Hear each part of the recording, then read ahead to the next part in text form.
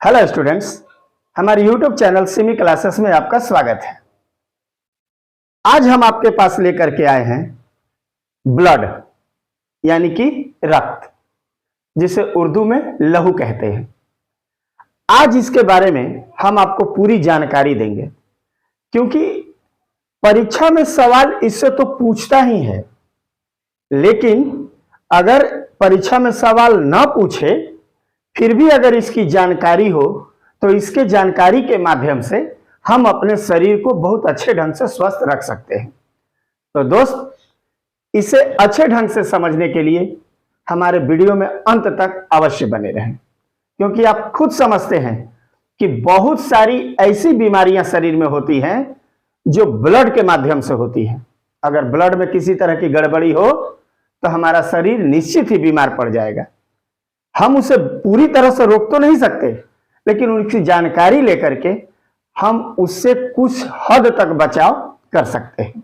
तो चलिए, स्वास्थ्य के माध्यम से और परीक्षा में अच्छे अंक प्राप्त करने के लिए हम इसकी जानकारी लेते हैं। तो चलिए हम स्टार्ट करते हैं अपना आज का टॉपिक, ब्लड। तो दोस्तों, हम जानते हैं कि हम जो भी भोजन करते हैं वो शरीर के अंदर जाता है, और शरीर में भोजन जाने के बाद बहुत सारे शरीर में गैसें भी बनती हैं। तो शरीर में गैसों को एक स्थान से दूसरे स्थान तक ले जाने के लिए या भोजन के आवश्यक पदार्थों को शरीर के एक जगह से दूसरे जगह तक ले जाने के लिए एक परिचालन माध्यम की जरूरत होती है। आखिर उसे ले कौन जाएगा? ले जाने वाला बॉडी में तो चाहिए कोई, कि इसलिए उसे ले जाने के लिए किस चीज की जरूरत होती है? परिचालन माध्यम की। और शरीर के अंदर ये परिवहन का जो माध्यम है, परिचालन माध्यम, ये कोशिका से बाहर रहता है और ये दो रूपों में कार्य करता है। शरीर में आवश्यक पदार्थों और गैसों को ले जाने के लिए दो परिचालन माध्यम होते हैं। एक को कहते हैं ब्लड और एक को कहते हैं ब्लड यानी कि रक्त, और दूसरा लसिका यानी कि लिम्फ। लसिका को इंग्लिश में कहते हैं लिम्फ। लेकिन आज का हमारा टॉपिक है ब्लड, तो आज हम ब्लड की चर्चा करेंगे। तो देखिए, जो ब्लड है वो है क्या? सबसे पहला सवाल पूछता है कि ब्लड क्या है। तो ब्लड एक तरल संयोजी उत्तक है। पूछता है कि रक्त क्या है? तो रक्त एक तरल संयोजी उत्तक है। एक शरीर के अंदर जो स्वस्थ व्यक्ति होते हैं उसमें कम से कम रक्त की मात्रा 5.5 लीटर चाहिए। यानी उसकी कितनी आवश्यकता होती है? 5.5 लीटर। और रक्त का पीएच मान 7.4 होता है। तो जिसका भी पीएच मान 7.7 से ज्यादा होता है वो क्षारीय होता है। तो रासायनिक दृष्टिकोण से रक्त कैसा होता है? तो क्षारीय होता है। और ये शरीर के अंदर अगर थोड़ा भी कम हो जाए तो शरीर में बहुत तरह की परेशानियां उठानी पड़ जाती हैं और बहुत तरह की बीमारियां भी होती हैं। रक्त का रंग कैसा होता है? लाल। और इसमें भी सवाल पूछता है कि रक्त का रंग लाल क्यों होता है? तो रक्त में हीमोग्लोबिन पाए जाते हैं, जिसके चलते रक्त का रंग कैसा होता है? लाल होता है। तो ये सब कुछ इंपॉर्टेंट क्वेश्चंस हैं जो आपको परीक्षा में हमेशा पूछते हैं, इसलिए इसका ऑब्जेक्टिव हम यहां बना दिए हैं कि तरल रक्त क्या है? एक तरल संयोजी उत्तक है, इसका पीएच मान 7.4 होता है और यह क्षारीय होता है। एक स्वस्थ वयस्क में, मनुष्य में रक्त की मात्रा कितनी होनी चाहिए? 5.5 लीटर। और रक्त लाल क्यों होता है? तो हीमोग्लोबिन की उपस्थिति के कारण। अब देखिए, अब सवाल उठता है कि जब शरीर में रक्त इतनी मात्रा में है तो आखिर रक्त कार्य क्या करता है? आखिर रक्त हमारे बॉडी में है तो रक्त क्या काम करेगा? तो देखिए, सबसे अगर हम आसान भाषा में समझें तो आवश्यक पदार्थों और गैसों को एक स्थान से दूसरे स्थान तक पहुंचाने का कार्य करता है। अब यहां हम देखेंगे कि शरीर में आवश्यक पदार्थ, हमें जीने के लिए क्या चाहिए? ऑक्सीजन। अगर ऑक्सीजन ही नहीं रहेगा तो इंसान की मृत्यु हो जाती है। क्यों? क्योंकि ऑक्सीजन ही एक ऐसा माध्यम है जो ब्लड को पूरे शरीर में अगर पहुंचाता है तो शरीर हमारा सही रहता है। तो हमारे रक्त का कार्य क्या है? तो पहले देखेंगे कि यह ऑक्सीजन को फेफड़े से लेकर कोशिकाओं तक तथा कोशिकाओं से कार्बन डाइऑक्साइड लेकर फेफड़े तक पहुंचाता है। जैसा कि हमने कहा कि यह एक स्थान से दूसरे स्थान तक गैसों और आवश्यक पदार्थों को पहुंचाता है। जब हम भोजन करते हैं तो उसमें कुछ आवश्यक पदार्थ होते हैं। अब जैसे ग्लूकोज है तो देखिए ग्लूकोज को भी कोशिकाओं तक पहुंचाता है। अगर हमारे शरीर में जो भोजन आता है उसमें जो प्रोटीन्स होते हैं, विटामिन होते हैं, वसा है, जो भी है, शरीर के विभिन्न अंगों तक पहुंचना है तो उसको पहुंचाने का कार्य क्या करता है? रक्त करता है। उसके बाद देखिए हार्मोन्स को उपयुक्त स्थानों तक पहुंचाता है। हमारे शरीर में बहुत सारी ऐसी क्रियाएं हैं, दाढ़ी मूंछ का होना, औरतों में मेंस का आना, या बहुत तरह की चीजें हैं, मोटा होना, पतला होना। शरीर में बहुत सारी जैविक क्रियाएं हैं जिनको पूर्ण करने के लिए हमारे शरीर में हार्मोन्स की आवश्यकता होती है। तो अगर शरीर में एक जगह हार्मोन्स बनता है तो आखिर हार्मोन्स एक जगह रहेगा तो बॉडी में कार्य कैसे करेगा? तो इसको शरीर के विभिन्न भागों तक लेकर जाता है कौन? रक्त। इसके अलावा शरीर के तापक्रम को संतुलित करता है। हमारे शरीर का एक निश्चित ताप होता है, अगर उस ताप से ज्यादा बॉडी का तापमान बढ़ता है तो हमें लगता है कि हमें बुखार हो गया, कम हो गया तो शरीर ठंडा पड़ने लगेगा, जो हमारे बीमारी का सूचक है।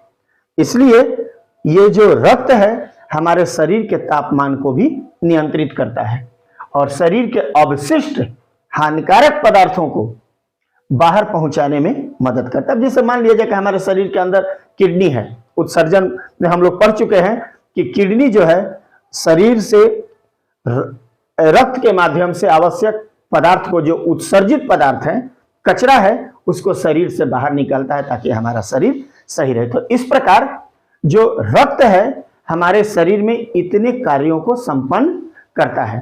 तो सोच लेंगे कि अगर शरीर में रक्त की कमी हो तो हमें क्या हो सकता है। एक और सवाल पूछता है कि शरीर में रक्त का रंग लाल क्यों होता है? तो हीमोग्लोबिन के कारण। तो एक सवाल पूछता है कि अगर शरीर में हीमोग्लोबिन की मात्रा कम हो जाए रक्त में तो किसी भी व्यक्ति को क्या परेशानी हो सकती है?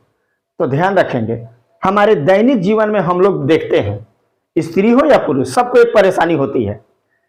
काम करने में, काम हम लोग कर रहे हैं, जल्दी थकावट हो जाती है, सांस फूलने लगता है, मन एकदम सुस्त रहता है, लगता है कि कुछ करे ही नहीं, एकदम थकावट महसूस होने लगती है। तो हम समझ जाएंगे कि हमारे शरीर में हीमोग्लोबिन की मात्रा कम हो सकती है।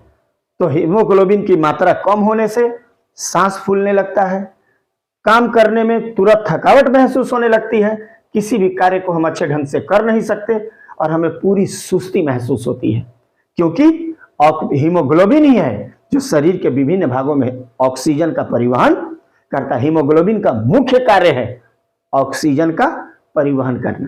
तो इस प्रकार अगर हीमोग्लोबिन की कमी हो जाए तो हमारे शरीर में इतनी परेशानियां हो सकती है। तो अब देखते हैं, जो रक्त है, रक्त में बहुत सारी चीजें होती हैं जो शरीर के विभिन्न अंगों में पहुंचते रहती है और चारों तरफ घूमते रहती है।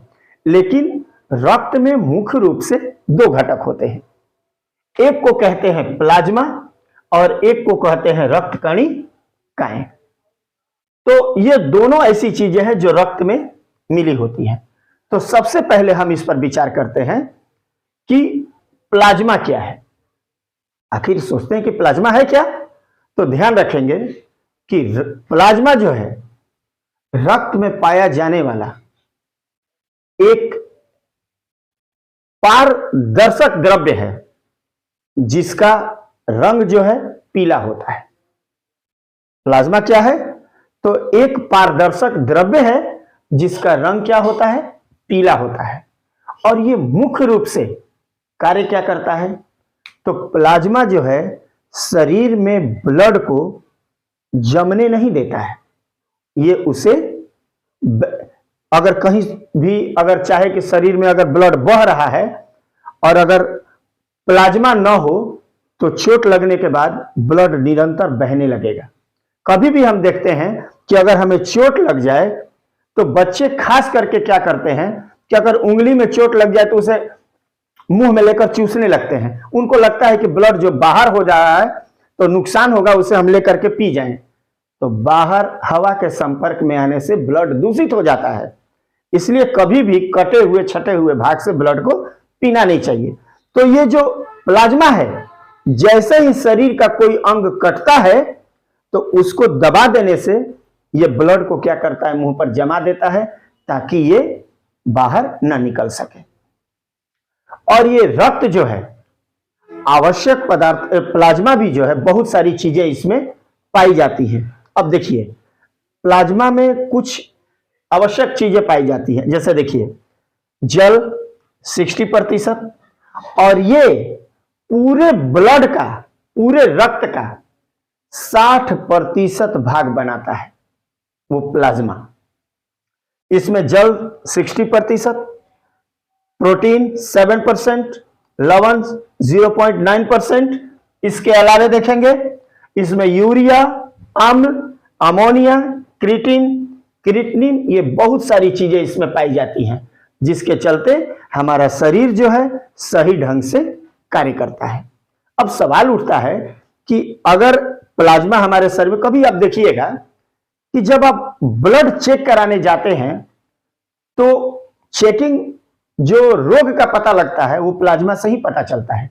कभी आप देखिएगा कि जब डॉक्टर सैंपल लेते हैं तो कुछ देर के लिए रख देते हैं और देखिएगा कि उसमें से इस तरह का लेते हैं। इसमें जब आपका ब्लड आएगा तो ब्लड नीचे बैठ जाता है ऐसे, और यहां तक पीले रंग का एक द्रव्य नजर आता है। उसी पीले रंग के द्रव्य को हम लोग प्लाज्मा कहते हैं। उसी से बीमारी की जांच होती है कि आप में कौन सी बीमारी है। तो अब देखिए, अब सवाल उठता है कि प्लाज्मा कार्य क्या क्या करता है, तो कई तरह के कार्य करता है। अब देखिए, पहली बात कि प्लाज्मा जो है शरीर के अंदर आवश्यक पदार्थ ऑक्सीजन, कार्बन डाइऑक्साइड, हार्मोन्स आदि का एक जगह से दूसरे स्थान तक परिवहन करता है। यह शरीर के तापमान को सही ढंग से बनाकर रखता है। शरीर में रक्त का जो पीएच मान होता है उसे सामान्य बनाकर रखता है। शरीर में जो ब्लड का सर्कुलेशन है उसको सही बना के रखता है। शरीर में जल की मात्रा को नियंत्रित करता है। चलिए अब हम समझते हैं कि मानव रक्त में कितनी कणिकाएं पाई जाती हैं। तो ध्यान देंगे कि पूरे रक्त का 40% भाग कणिकाएं होती हैं। रक्त जो हमारे बॉडी में पाया जाता है उसमें 40% रक्त कणिकाएं होती हैं और ये प्लाज्मा में लटकी हुई होती हैं। अब पहले भी हम बता चुके हैं कि पूरे ब्लड में 60% भाग प्लाज्मा होता है, तो प्लाज्मा में ही रक्त कणिकाएं उपस्थित होती हैं। तो चलिए देखते हैं कि मानव रक्त में 3 प्रकार की कणिकाएं पाई जाती हैं। कौन कौन? सबसे पहले लाल रुधिर कणिकाएं, श्वेत रुधिर कणिकाएं और रुधिर प्लेटलेट्स, यानी कि तीसरा है प्लेटलेट्स। तो सबसे पहले हम देखते हैं कि लाल रुधिर कणिकाएं। तो देखिए, सबसे पहले हम जानते हैं कि जो लाल रुधिर कणिकाएं हैं उसका आकार गोल होता है, यानी ये गोलाकार होते हैं और इनका बॉडी में जीवन काल 120 दिनों का होता है। 120 दिनों के बाद ये यकृत में जाकर के नष्ट हो जाते हैं। लेकिन हाँ, रेड जो लाल रुधिर कणिकाएं हैं इसमें माइटोकॉन्ड्रिया, केंद्रक और अंतःप्रद्रवी जालिका, लाइसोसोम आदि नहीं होते। तो अगर केंद्रक इसमें नहीं होता है तो इससे डीएनए का पता लगाया नहीं जा सकता, क्योंकि डीएनए और आरएनए ये केंद्रक में ही पाए जाते हैं। तो इसमें ये केंद्रक, माइटोकॉन्ड्रिया, अंतःप्रद्रवी जालिका और लाइसोसोम नहीं होते हैं, जिसके कारण इसे डीएनए का पता लगाया नहीं जा सकता। पुरुषों में आरबीसी 5 से 5.5 मिलियन और स्त्रियों में 4.5 से 5 मिलियन तक होता है, लेकिन बच्चों में ये ज्यादा मात्रा में पाए जाते हैं, 6 से 7 मिलियन तक ये बच्चों में पाए जाते हैं। तो सवाल उठता है कि आखिर ये इतना महत्वपूर्ण है तो आरबीसी का निर्माण कहां होता है, बनता कहां है? तो ध्यान देंगे, अस्थि मज्जा में बनता है, जिसको हम लोग बोन मैरो कहते हैं, रेड बोन मैरो।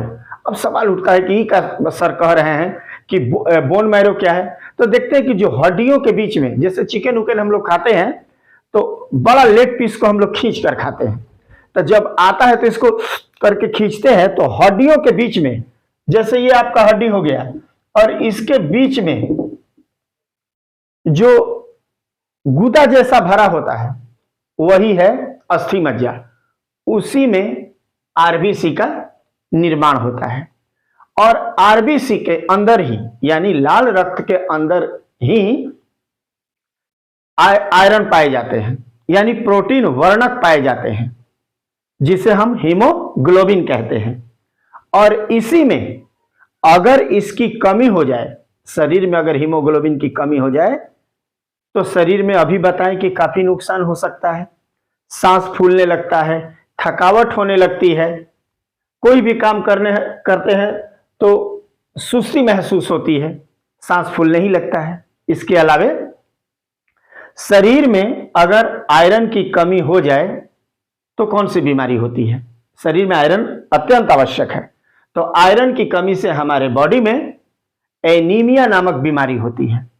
और अगर हीमोग्लोबिन की मात्रा ज्यादा हो जाए तो शरीर में पॉलीसाइथेमिया नामक बीमारी हो जाती है। तो इस प्रकार हम देखते हैं कि शरीर के अंदर लाल रक्त कण अत्यंत आवश्यक है, और चूंकि इसमें हीमोग्लोबिन होता है, इसी से इसका रंग कैसा होता है? लाल होता है। अब दूसरा हम देखते हैं डब्ल्यूबीसी, यानी श्वेत रक्त कणिकाएं। इनका जीवन काल 8 घंटे से लेकर और 4 दिनों तक रह सकता है। इतने दिनों के अंदर तक यह शरीर में निवास करता है, और इसमें हीमोग्लोबिन नहीं पाया जाता है, जिसके कारण इसका रंग सफेद होता है, और यह भी गोलाकार जैसा ही होता है। यह इस प्रकार का होता है, कहिए तो अंडाकार भी कह सकते हैं। और यह डब्ल्यूबीसी हमारे शरीर में एक सिपाही की तरह कार्य करता है। आप समझते हैं कि किसी भी घर पर या फिर हॉस्पिटल में या कहीं भी सुरक्षा के लिए गार्ड लगाए जाते हैं कि अगर बाहर से कोई प्रवेश करे तो उसे फाइट करे, उसे बाहर ही रोक दे।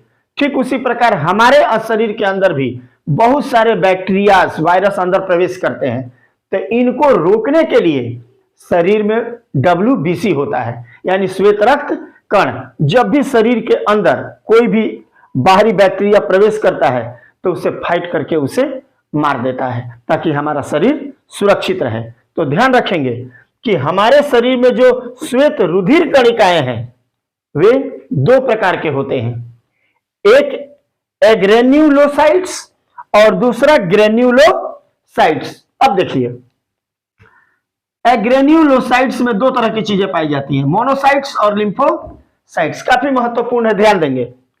लिम्फोसाइट्स जो कि डब्ल्यूबीसी का 30 से 35% भाग बनाता है, और मोनोसाइट्स 3 से 7% तक बनाता है। जो लिम्फोसाइट्स है वो शरीर में एंटीबॉडी बनाने का काम करता है। ध्यान रखेंगे कि शरीर में एंटीबॉडी माने क्या, कि एक सुरक्षा कवच। अब मान लिया जाए कि मौसम खराब है या कोई गंदी चीज खा ले या शरीर में कुछ चीज गड़ गया और बाहर से बैक्टीरिया या वायरस शरीर के अंदर गया, तब उससे बचाव के लिए ये लिम्फोसाइट्स क्या करता है कि एक एंटीबॉडी बनाता है, ताकि शरीर के अंदर प्रवेश न कर पाए। और जब ये शरीर के अंदर घुसता है तो ये मोनोसाइट से कहता है, ये इससे कि अरे भाई अंदर बैक्टीरिया या कोई जीवाणु घुस गया है, जरा देखिए।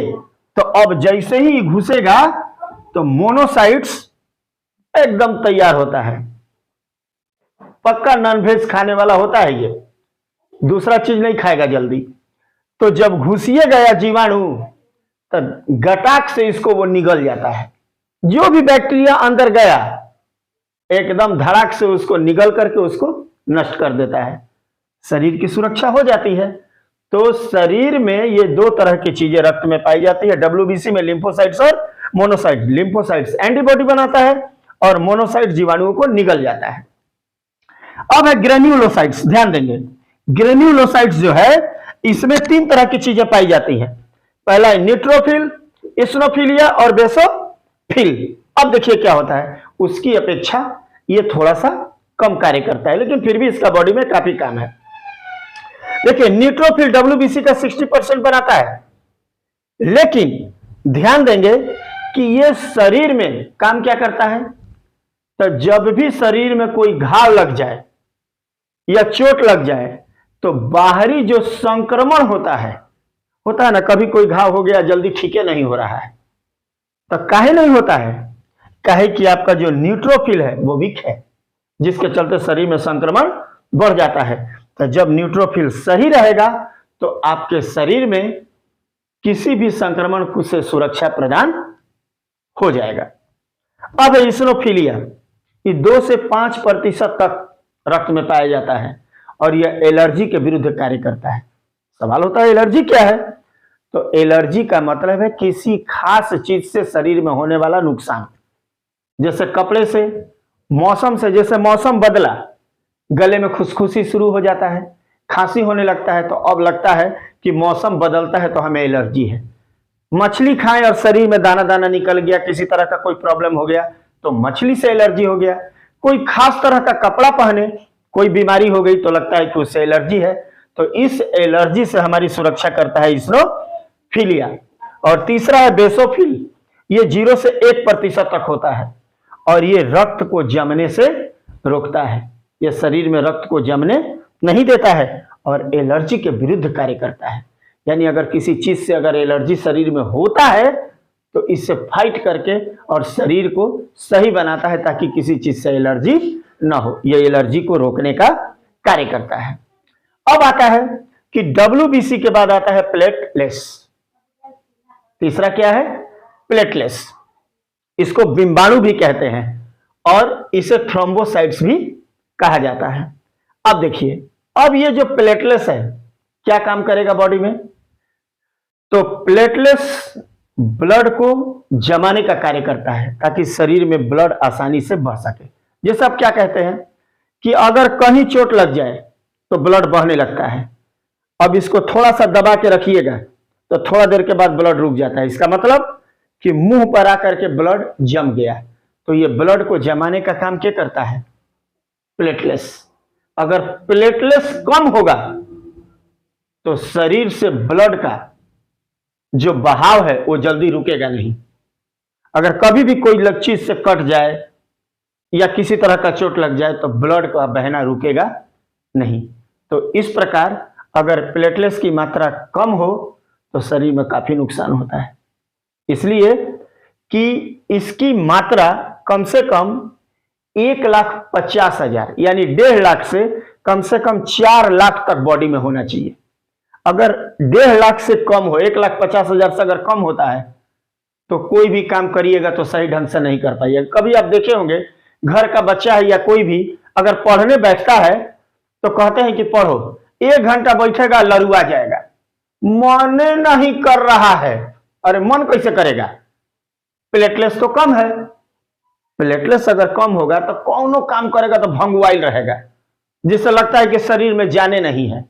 इसलिए अगर प्लेटलेट्स बढ़िया हो, बॉडी में अच्छा हो, तो 6 घंटा 8 घंटा पढ़िएगा, तड़तड़ाते रहिएगा एकदम। कभी देखे होंगे कि वो 8 घंटा पढ़ता है, हमारा 1 घंटा में मन भरुआ जाता है, तो काहे नहीं करेगा। इसलिए कि उसमें प्लेटलेट्स तगड़ा, इसलिए प्लेटलेट्स को खूब बढ़ाइए। अब सवाल उठता है कि प्लेटलेट्स बढ़ेगा कैसे, तो बहुत तरह की चीजें हैं जिससे प्लेटलेट्स अगर कम हो जाए तो बॉडी में क्या नुकसान होगा, ऐसे हम किस प्रकार बच सकते हैं, इसकी जानकारी हम आपके अगले वीडियो में जरूर देंगे। तो इस प्रकार हम देखते हैं कि अब हमको लगता है कि यह वीडियो आपको जरूर पसंद आई होगी और आप इसे अच्छे ढंग से समझ गए होंगे। अगर ये वीडियो आपको अच्छी लगी हो तो लाइक और सब्सक्राइब करना ना भूलें और कमेंट करके जरूर हमें बताएं कि आपको ये वीडियो कैसी लगी है।